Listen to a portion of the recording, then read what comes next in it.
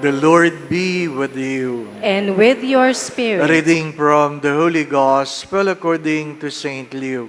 Glory to you, O Lord.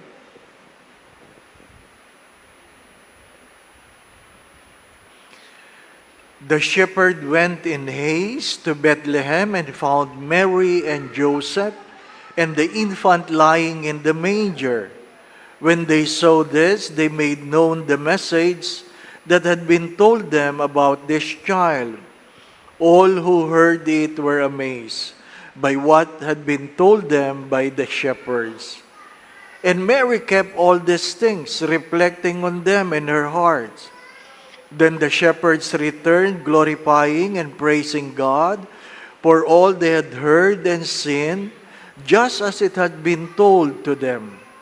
When 8 days were completed for his circumcision, he was named Jesus, the name given him by the angel before he was conceived in the womb.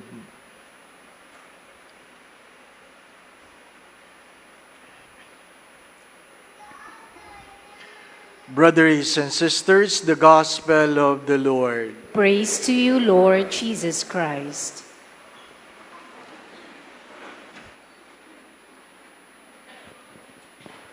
Somebody said, a greeting, Happy New Year 2027.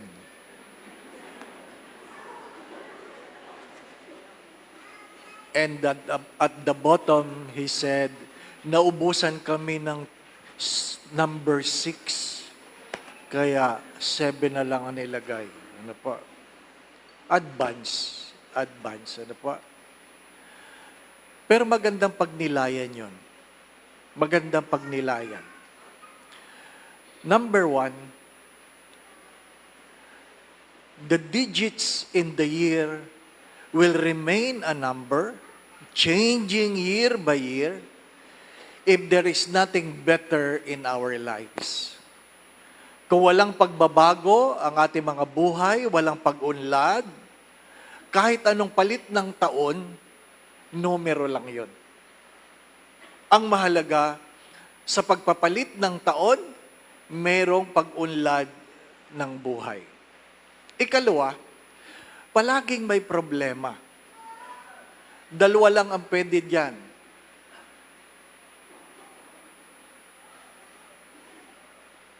Gawan mo ng paraan o magalit ka sa problema.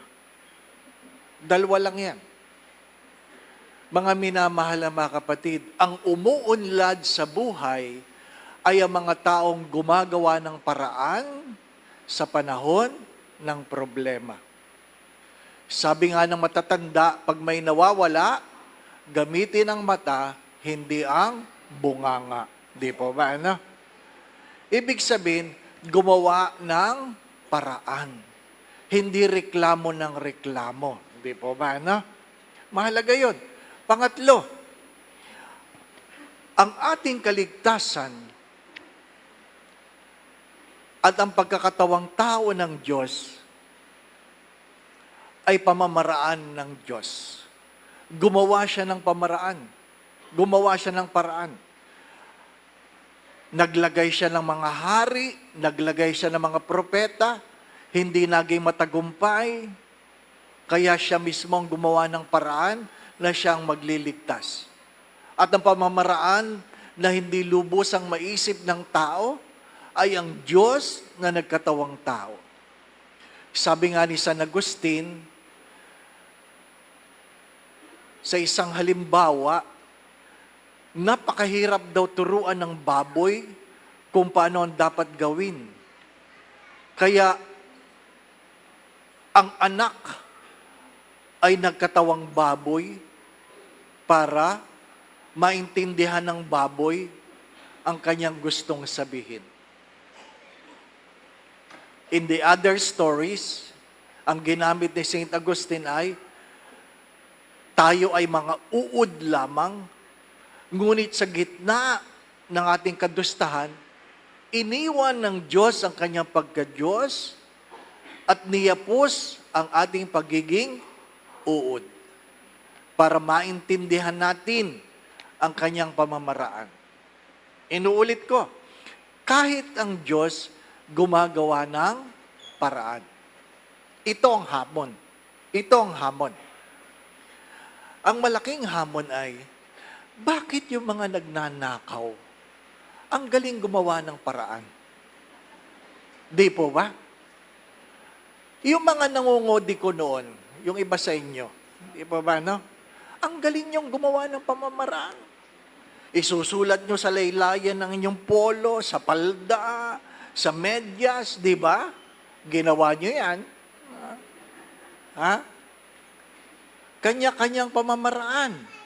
Bakit pagkasalanan, ang daling gumawa ng pamamaraan? Di ba? Gagawa rin lang gumawa ng pamamaraan sa kasalanan. Gumawa pa ng pamamaraan para hindi mahuli. Kanina bago magsimula ang misa, umulan. Ha? Yan ang ayaw na ayaw ng mga DPWH. Bakit? Mabubulgar. Ang korap, di po ba? Mahuhuli. May nag-post, mga poste sa tabi ng kalsada ng bangin. Nakapatong lang. Ibig sabihin, pag binangga mo yun, mahuhulog ka talaga. Ano po? Madadagan ng kapanong batong yun. Di po ba? No? Gumagawa ng paraan. Ano ibig ko sabihin? Bakit yung mga mabubuti hindi nakakagawa ng paraan para gumawa ng mabuti? Di po ba? Hello? Anong sabi ni Edmund Burke? For an evil to triumph is for a good man to do nothing. Hindi tayo gumagawa ng paraan. Hindi tayo gumagawa ng paraan para umunlad ang buhay. Inaasa natin sa iba. Talagang yung mga korap, nai-elect. Kasi gumagawa ng paraan. Yung maayos sa kandidato, hindi talaga nananalo. No? Kulang sa paraan. Di po ba? No? Kaya, habang maaga, sana Happy New Year 2028. Dahil yun ang eleksyon. Meron sana tayong paraan. Di po ba? No? Paraan. Di ba? Hindi ba kayo naiinis? Yung mga PPP, ano po? Isang dahon lang ang ibinawalis. 8 pa silang nagwawalis, di po ba? Para lang makatanggap ng ayuda. Yung mga nagtatrabaho ng maayos, ang buwis, ang siyang napupunta sa walang trabaho. Di po ba, ano? Magalit na kayo sa akin. Di po ba? Mga minamahal na mga kapatid, kaya hindi tayo umuunlad eh. Hinahayaan natin ang korap na magpatuloy. Hindi tayo gumagawa ng paraan. Pang-apat, sa simula pa lang ng taong ito, ang unang pagbasa ay pinapaalala na pinagpapala ka na ng Diyos. Hindi sinabi sa unang pagbasa, may the Lord bless you and keep you. May the Lord make His face shine upon you and be gracious to you. May the Lord look on you and give you peace. Hindi yun ang sinabi sa first reading. Ang sinabi sa first reading, the Lord bless you. Hindi sinabing may. Pag sinabing may, hari nawa. Ibig sabihin, hindi sigurado. Pero sinabi ng, the Lord bless you. Pinagpapala ka ng Diyos. Hindi sinasabing, naway pagpalain ka ng Diyos. Sa simula pa lang ng taon, maganda yon. Na anuman ang ating gagawin, pinagpala na tayo. Kaya, magdasal. Bago gumawa ng paraan, magdasal. Pagkatapos gumawa ng paraan, magdasal. Hindi po ba, ano? Huwag umasa sa bilog-bilog. Ang kumikita lang doon, tindera. Ano pa? Nabalitaan nyo, yung tindahan ng pampaswerte, minalas. Di ba? Hindi, nabalitaan nyo yun. Di po ba, ano? Minalas. Pampaswerte. At sabi ng iba, ang swerte sa taong ito, mga manginginom. Sabi ko, bakit naman? Year of the Red Horse. Ano ka? Anong Year of the Red Horse? Fiery horse, hindi red horse. Magkaiba yung red horse sa fiery horse. Di po ba, ano? Tayo, umaasa lang tayo sa swerte. Di po ba, ano? Umaasa sa swerte, ayaw magtrabaho. Kaya nga sabi ko kagabi, yung umaasa na ano? Kasi sabi sa pungsoy, ang swerteng kulay ay pula, berde, ginto. Oh, kaya kayo nakapula? Ano kala nyo? So, swertehin kayo? Hindi. Hindi po ba, no? Gumawa kayo ng paraan. Ano po? Yung iba sa atin, tumanda na lang. Polka dots pa rin pag bagong taon. Di ba ate, ano? Polka dots. Ha? Hindi kayo yayaman dyan. Ibig sabihin ng polka dots, puro barya lang matatanggap ninyo. Huwag maniwala dyan. Ano po? Kasi kung talagang ang polka dots nakakayaman, marami ng mayaman. Di ba? Hanggang ngayon. Oh. Huwag kayong magsusuot ng alin. Stripe. Ibig sabihin yan, cross-check, hindi nyo maingkas. Tawa kayo ng tawa. Puro tayo pamaniin. Kaya hindi tayo umuunlad. Hindi tayo umuunlad. Huwag nyong iasa sa swerte. Gumawa kayo ng paraan. Ituktok nyo sa ulo nyo ito, paraan. Ano po? Ha? Kaya ang swerte sa aming mga pari ngayon, si Father Paraan. Gagawa siya ng paraan, di ba ba? No? Seriously, my brothers and sisters, if God made a way so that we can be saved, so tayo mga dapat nililigtas, gumagawa din ng paraan para maligtas. Kung ang nagliligtas, the Savior, find a way to save us, those who are being saved must also find a way to be saved. Kung ang nagliligtas ay gumagawa ng paraan, dapat ang mga nililigtas, gumagawa rin ng paraan. Di po ba, ano? Mga anak, habilin ko sa mga anak. Ha? Huwag puro reklamo sa magulang. Ano po? Hello? Oh, hindi kayo makasagot. Ano po? Mga anak, huwag puro reklamo sa magulang. Marami ng problema ang inyong mga magulang. Huwag nyo nang dagdagan. Inuulit ko. Marami ng problema ang inyong mga magulang. Huwag nyo nang dagdagan. Di po ba, ano? Mahirap maglaba. Huwag nyo nang ikalat ang labahin. Di po ba, ano? Mahirap maghugas. Hugasan nyo na ang inyong ginamit. Di ba? Simple lang yan. Magsimula tayo sa sariling bahay. Gusto nating uminom ng malamig na tubig. Salinan nyo ng tubig ang pitsil. Para yung susunod na iinom, ang makukuha ay may tubig, hindi pitsil lang na malamig. Diba? Matutong magsaing. Napakadali na magsaing ngayon. Hindi yung wala tayong kanin. Pwede ba? Napakasimple lang yan. Magsaing. Mga minamahal na mga kapatid, yung mga magulang naman, huwag niyong turuang tamad ang yung mga anak. Sabi niyo gumawa ng paraan. Di po ba? Ano? Ha? Magluluto. Isama niyo. Turuan niyo magluto. Ha? Hindi mo lang marunong maggayat ng sibuyas. Hindi po ba? Kasi Father, nakakaiyak. Pag hindi ka naiyak sa sibuyas, peke yan. Yan ang pamantayan ng sibuyas. Di po ba? Ano? Tulungan nyo. Ang hamon ko sa nakalipas na panahon, ang alin?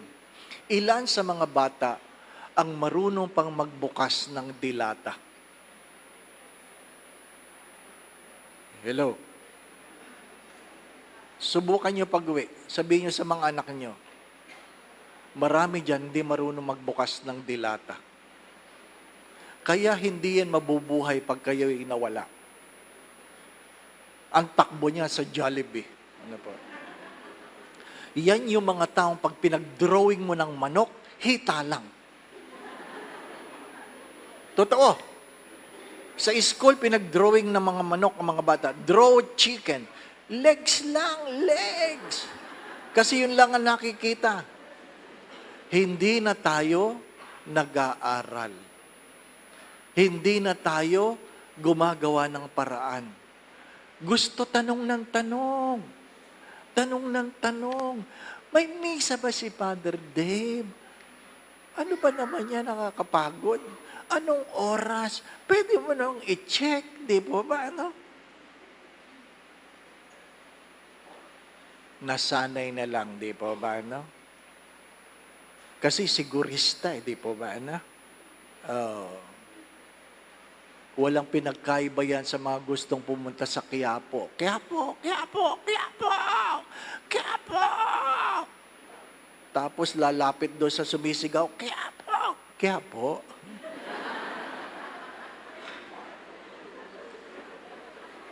Totoo, di ba?